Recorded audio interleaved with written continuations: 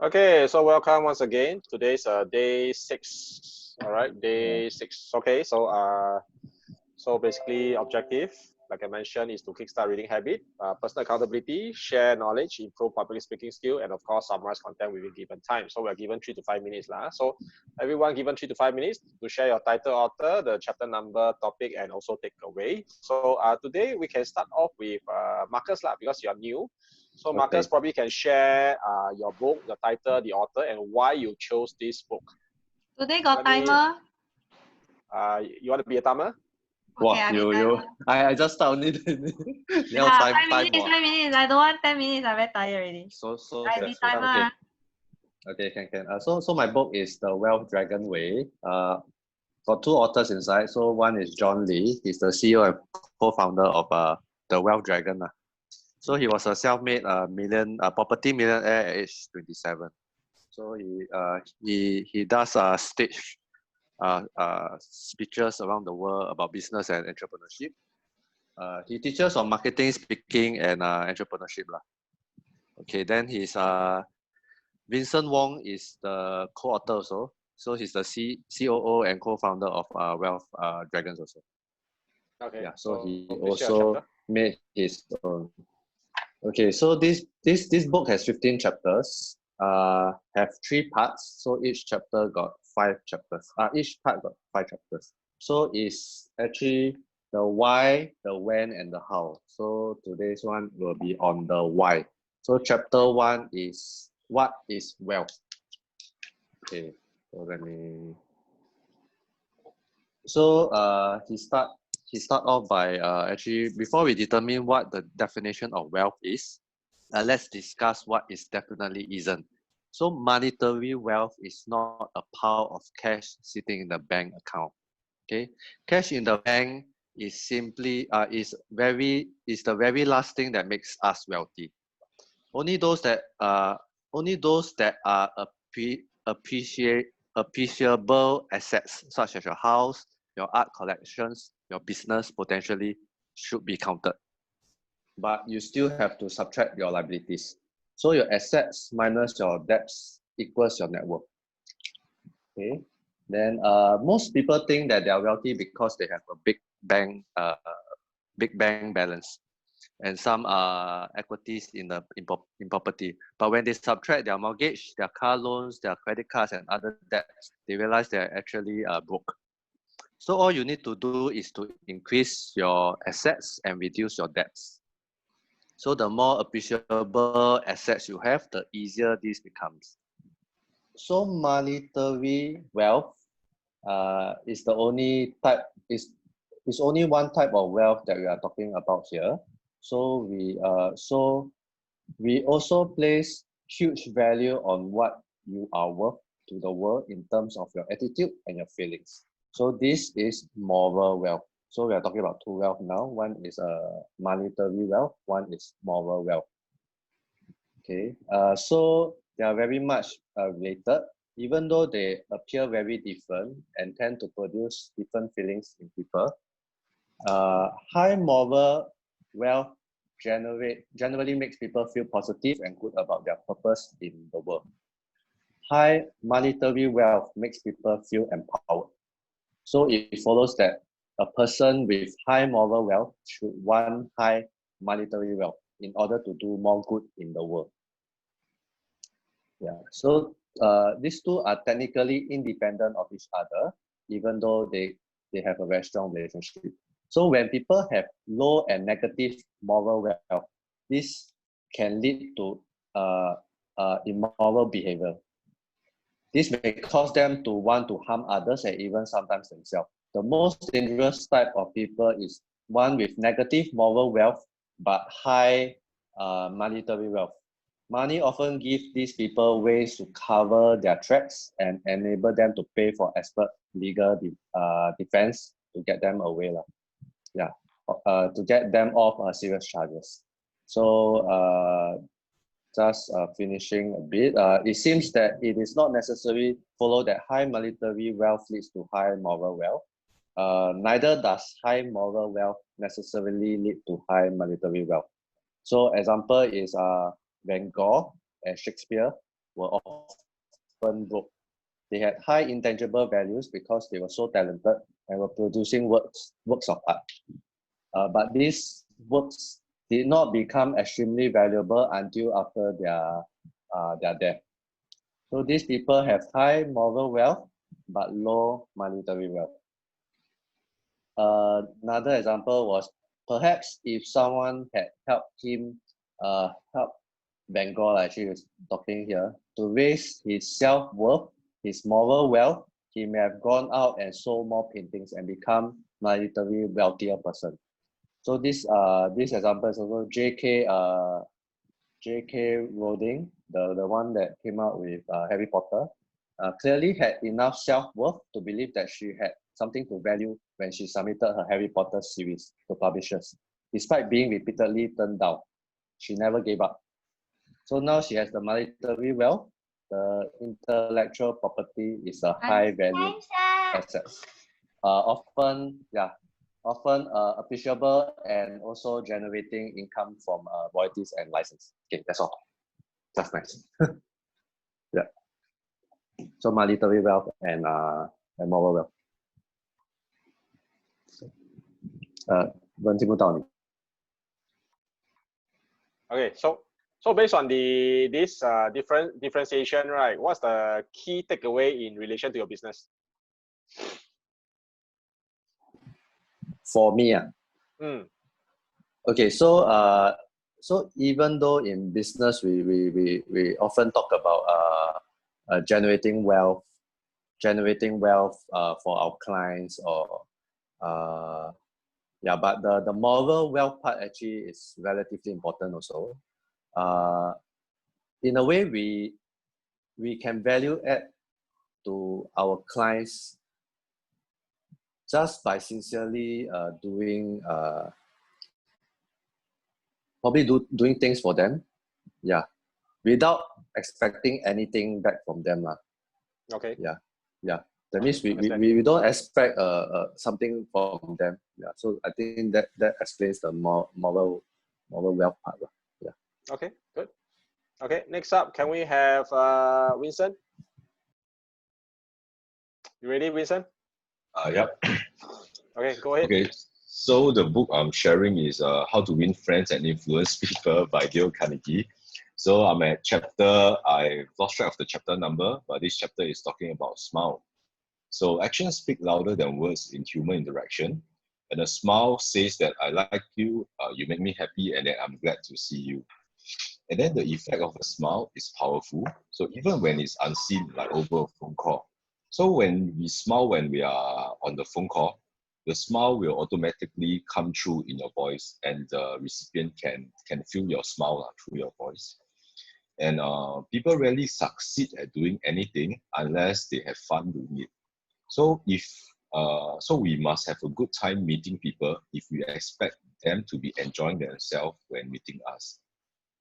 So there was this example, right, about a grouchy man.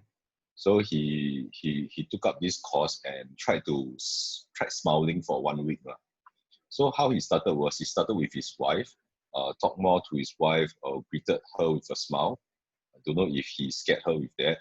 But then from then on, he started to greet everyone he met with a smile.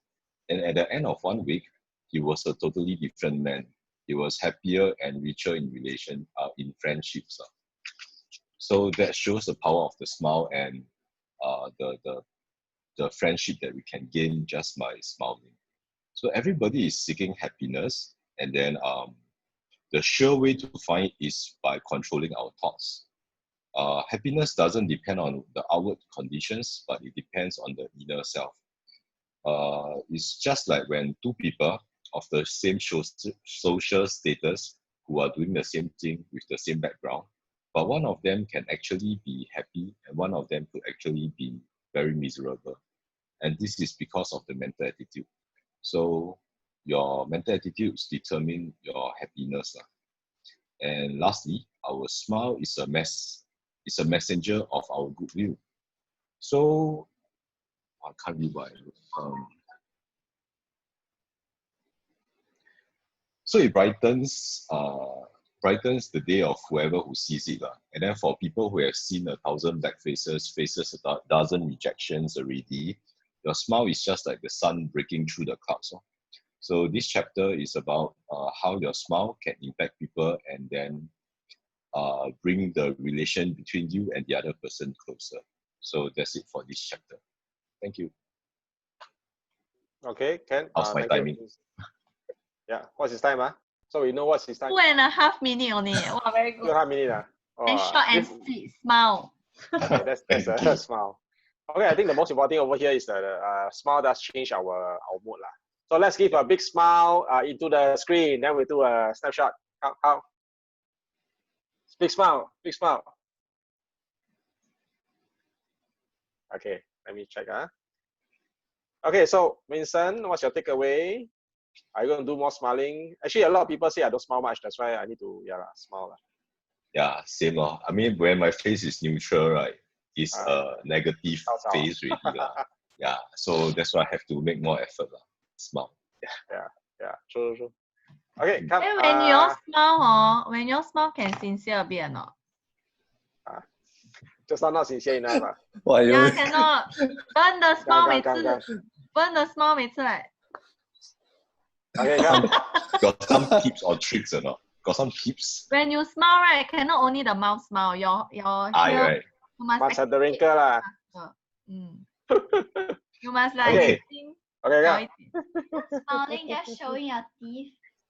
Cannot, it's very fake. Like that, very fake. You fake smile is even worse. You might as well don't smile. Okay, just a suggestion. Okay, next. Okay, next. Sylvia, come to you.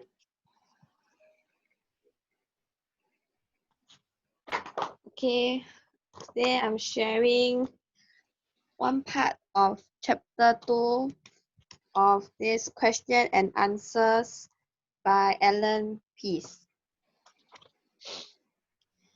So chapter 2,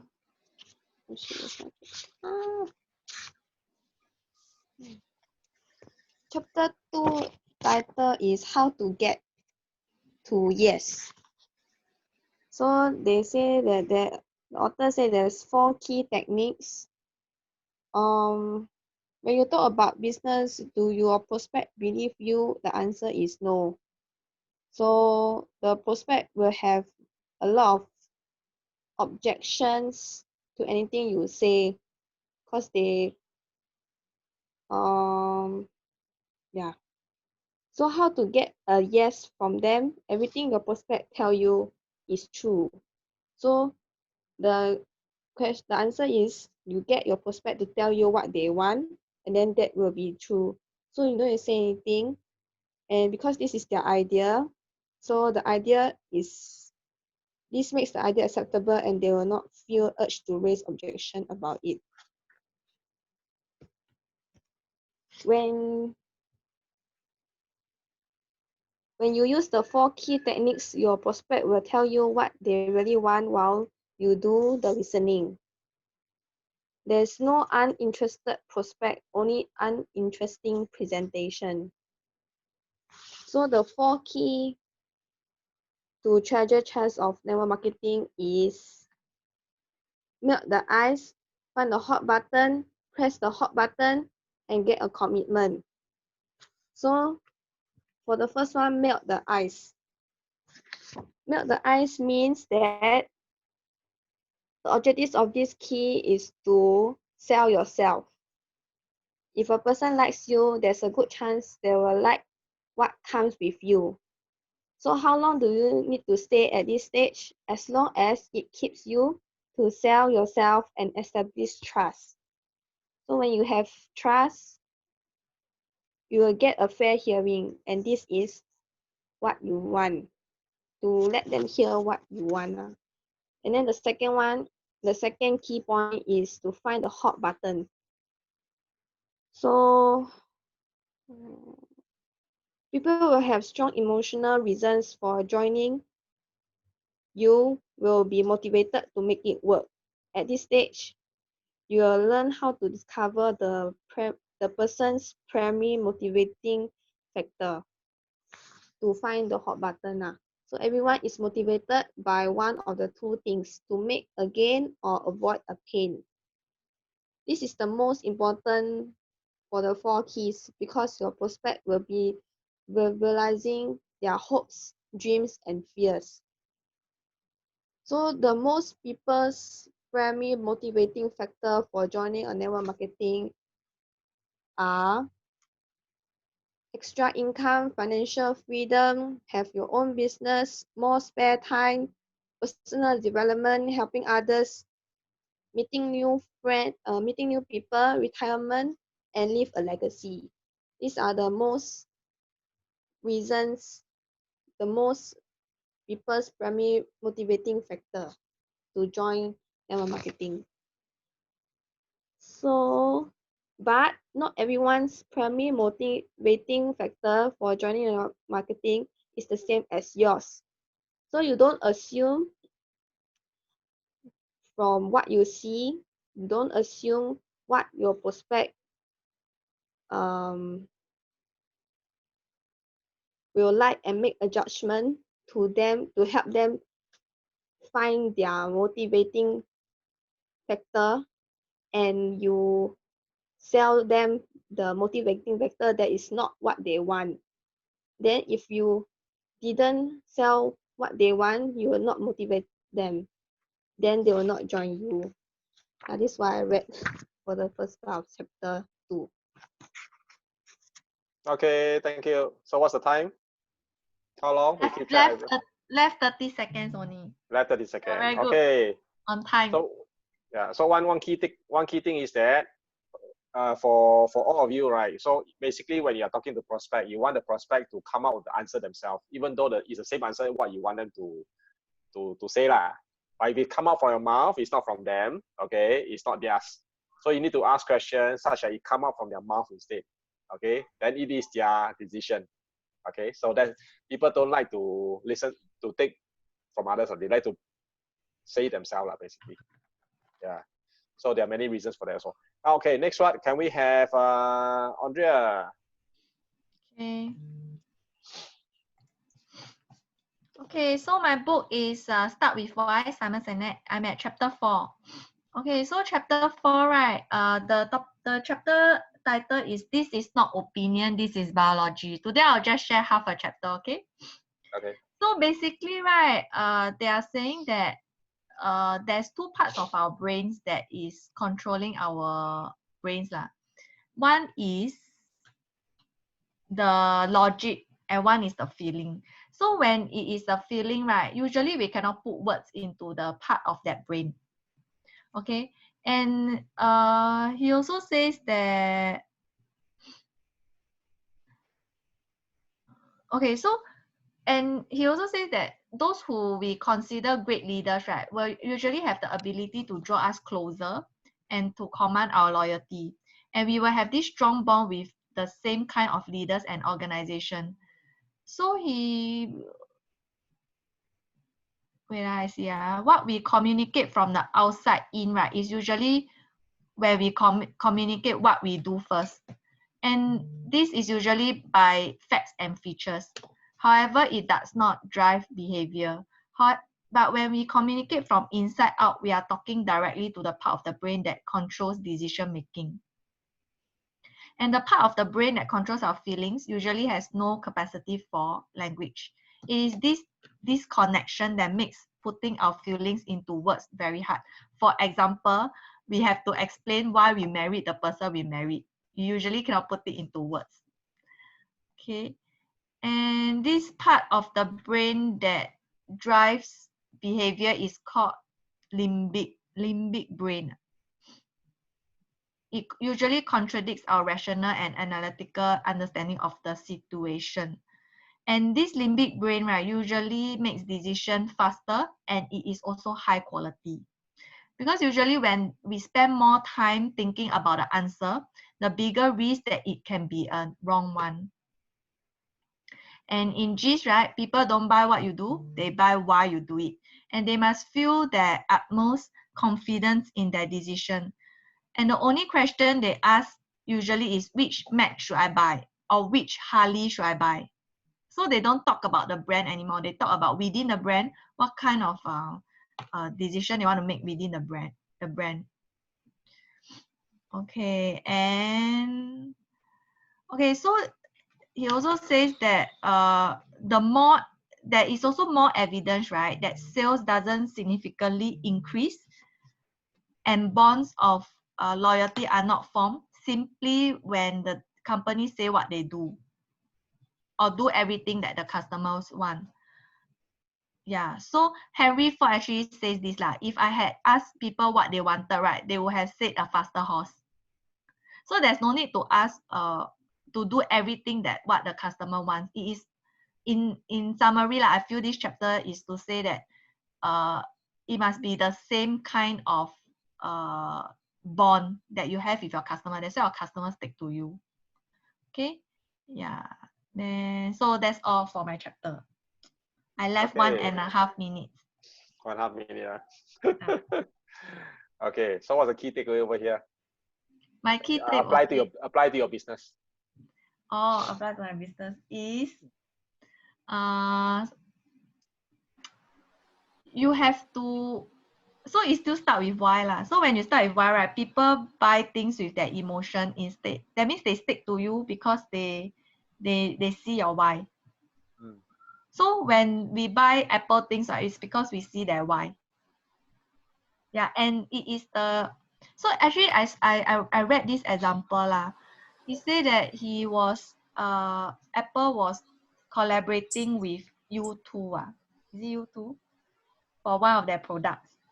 Okay. Instead of which one is what is the other singer? Do you all remember the story? No. Which one? Yesterday?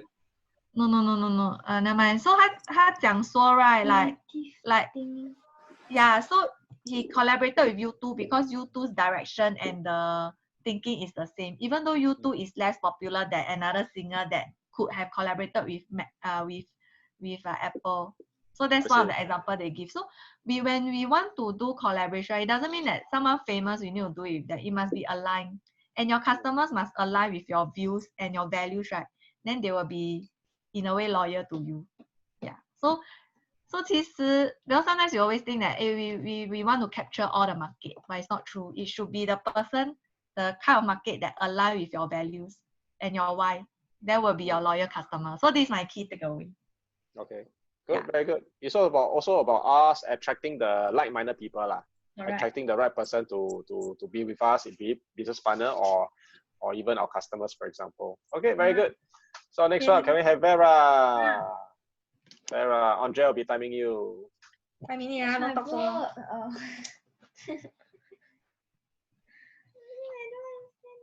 You don't understand? She don't understand the income statement. Okay, it's okay. So anything that you understand, you can mention it. Do you understand that chapter itself? I don't understand the second half. Don't understand, huh? It's okay, it's okay. Because when you really do it, then you probably will understand it better. Okay. No, you just read some of the any story that interests you, any part inside there that you can, yeah, just that one part can already. I don't time you lah, I don't stress you. But I secretly time. Hey, that is secretly when I am in front of you. No longer a secret. Just one part. As an employee who is also a homeowner, your working efforts are generally follows.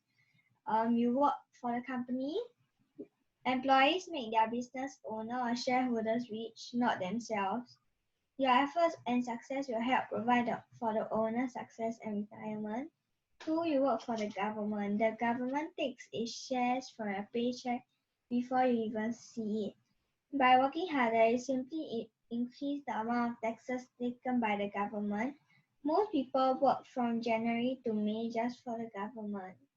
And 3, you work for the bank. After taxes, your next largest expense is usually your mortgage or credit card debt. So this is talking about the employees. You work for company, government, and for the bank. 真的太轻描 Yeah, it's Yeah. a bit Too cheap for her. But we cheap can for her. over here Yeah. talk about it, discuss about it. Yeah. So basically, so Vera, so employee, example employee. Anyone else? Is your mother employee? Yes. She's not considered employee. Okay, she's considered self-employed. Okay, so the basically 4 quadrant: employee, self-employed, business owner, investor. So employee are people who work for other companies, work for people. Okay, so your mom work for herself, so she's considered self-employed. She can don't work also lah. She don't need to go to office, just like she don't get money, that's all. Okay, so basically employee, you see those 7-Eleven people working now, that's called employee. Okay, you see people serving a hawker center, those are employee. Okay, so that's employee lah. So next one you can next one in the book probably they talk about self-employed. Then we talk about what is self-employed. Okay, so myself employed. Next one. yeah. Ask your mother. Is mind your own business. My own business lah. Okay. Oh, mind your own business. 今天我们就 work on 这个 employee 先啦 so educate her at the same time, so we can also work together lah. Okay, can? So employee over here in this room, who are the employee? Who is the employee? Please raise your hand. Okay, so Sylvia is employee because she worked for the government. Okay, then the rest of us are self-employed in this case lah. Understand? Okay. So next time you can test her lah. The auntie uncle, is he employee or not? Okay, so very good. So let's give Vera a big round of applause. Yeah, well done. Very good. I think when we can also do some discussion to actually help her because it's still within the time also. Not bad. We can, yeah, this is something we can discuss. Wow. Okay, Start so very, very young. yeah, start young is good. Really You identify it, young, you identify it. Because I mean, it makes sense just now we're talking about employee, make the money. Once you make the money, you spend the money. At the same time, you pay taxes, and the boss, the government actually get the rest of money. That's why the employee usually have a fixed salary. So that's the amount you are so-called stamped on, and that's the amount you are so-called your worth to the company. But in actual fact, we are worth more than that lah. But as a business owner, of course lah, you want to pay. Let's say 2,000 to this person, but what you want to get from out of the person must be more than 2,000 worth, ma. Then you got the profit, ma. That's the ROI, ma. Okay, so my today's topic, okay, same thing. Good leaders ask great question. Okay, chapter 6. So chapter 6 is how do I get started in leadership, and there are basically 10 questions to it. And why do we? The main thing is that why do we want to lead? If your reason to why you want to lead is because you want to add value and not just for yourself but for other people, to serve other people, then that's the right reason, okay, to be a leader. So there are 10 questions. First question: how can a young leader establish his vision and get buy-in? Okay, get buy-in even he doesn't have a track record. I think the thing over here is about how to build credibility. So in order to build credibility, you need to demonstrate competence, and basically you can begin with working hard, thinking ahead, demonstrating excellence, and follow through. Now, to communicate your character to a team member in a short time, you can also care about the people you lead. You can make things right. You can also tell the truth. Okay, be truthful, be authentic. Now, second question: how do you determine your leadership potential? Okay. Now, not everyone can become a great leader, but definitely most of us, all of us, can become better leader. So, of course, you can examine 4 areas to determine whether it's time for you to step up. First area: pay attention to the need you see. Okay, if you feel that there's certain need, you have a strong desire to address it, to take action, perhaps it's time for you to take up the leadership or potential to lead in that area. Use your natural ability. So if you're not sure what's your natural ability, you can also ask the people around you, okay, your inner circle, what's your natural ability, what they see in you. Third one is to make the most of your passion. Of course, you need to have passion to lead at the same time as a new leader. But if you're old leader, then you have to make sure that your passion does not die out. Next one, of course, last one, develop the influence. Influence is very important in terms of leadership. So third question: how can I discover my unique purpose as a leader? Okay, so basically it's about learning about yourself. Okay, but of course it takes time to learn about yourself, and it takes effort to remain true to yourself.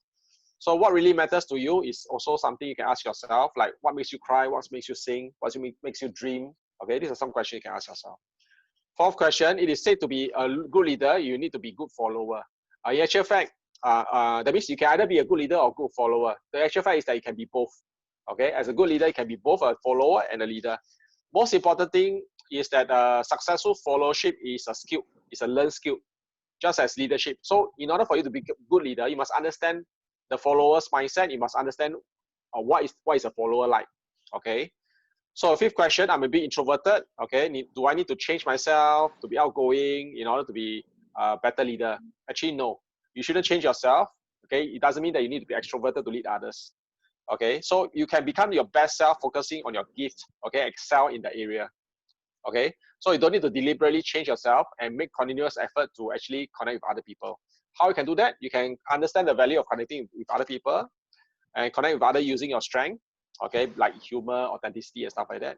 And ask good leaders to give you feedback. That's about humility, asking for feedback. Now, so number 6 question, what advice will you give to an aspiring leader trying to take the first step into leadership? The very basic advice would be not to worry too much. Okay, just don't worry about what other people think of you. Just do your best, keep going, and eventually you become a good leader.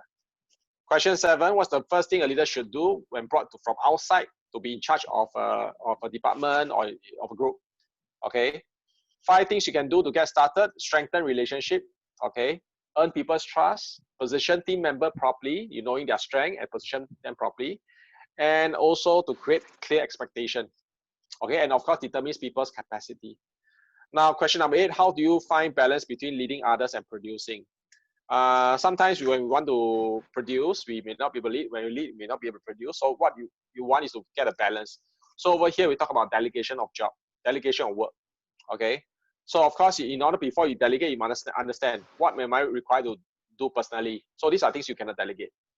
What gives the organization a greatest return? So this also you cannot delegate. Okay. But what reward me personally is the part whereby if it doesn't add value much, okay, it doesn't give high return, then perhaps it's time for you to delegate that part. Okay.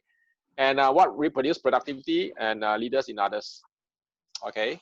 So number 9, I'm always worried about hurting other people's feeling or worried about what they'll think of me. What can I do to overcome this? Basically, it's all about conviction. But if enough conviction to keep you worrying from what other people think. Okay, last question. How does an emerging leader establish leadership confidence without affirmation? Now, confidence is very important as a leader. So confidence makes it possible for leaders to keep moving forward in spite of any challenges. And of course, desire to improve leadership confidence, you need to do following. First, spend more time with the people who give you confidence, like this group. Find a way to get few wins under your belt. That means have a few success story. Small success story is fine. Quit comparing yourself with others. Specialize until you are special. Okay. So in short, in the last paragraph, leadership is never right. It's a privilege and it's a responsibility, but it is one that is open to anyone who is willing to work hard enough to get it. Good leaders ask great questions. So what's my timing? Overshot by 15 seconds. But you librarian, I give you. Okay, not bad, not bad. We give you 1 minute. 1 minute bonus. Okay, so basically that's about good leaders ask great question. There are a lot of things to learn actually in all whatever we share over here. There's definitely a lot of things to learn. At the end of the day, it comes back to how do we apply it in our own business? Because at the end of the day, or apply in our life. Because you can read whatever thing. I think throughout these couple of days when I read it, I tend to get more understanding. So when I do things, I tend to ask more questions and also thinking back, how can I be better? Because leadership, I mean, we are all leaders. The first person we lead is ourselves. If we can't lead ourselves, then the rest don't have to talk about it. Make sense, right? So we need to up our influence because leaders is our influencing. So how can we improve our ability to influence? That's also leading by example. So we start with ourselves at home, okay? Then we lead and basically our kids. All right, so anybody have 1 or 2 takeaway from today's session before we end tonight's session? Anyone? I think I just share my point. I think whatever we take away, let's say a point, right, may not be directly relating to us at that point of time. So all the pointers that we gather, let's say once in a while we just gather, the thoughts is in us, but may not be directly applying to our current situation. But maybe 2 years down the road, then you met this particular thing that, suddenly this thought came to you that, I think I read this somewhere about this thing and it applies very well. Or a friend can be talking to you about certain problem. Then you relate, actually can I use this point to tell him that, there's such thing going on. So, so certain things that we learn may not be applying on the spot to our life, but I feel that eventually somehow will value add us in a way in our life. Yeah. Yeah, true. You may not be encountering a certain situation that applies that we can relate, but when things happen, I think you may bring out this from your subconscious library. That someone said this before, it makes sense. Then suddenly, hey, that's the magic point. That's a breakthrough. And at the same time, if your friends or family member or whoever in your life also encounters certain similar situation, you can bring this up as a story to share with them. Yeah. Okay, anyone else? Vincent, Andrea, Sylvia, anything from you? No? Okay, fantastic. So basically, that's the end of today's session. And of course, like I mentioned, I highly encourage to do something with a video, post it on Facebook, post it in whatever. Okay, they get some exposure. I'm looking forward to Andrea's video. Still waiting. Yeah. Okay. So with that, thank you very much. I'll see you tomorrow for day number 7. Okay, you continue bye. to niam me, okay? Continue niam. Yeah, but you must do something like after daytime no more niam already. Don't bother already. I already give up already. 累了，累了。Okay, thank you. Thank you. Good night. Bye-bye. Good night. Let me stop.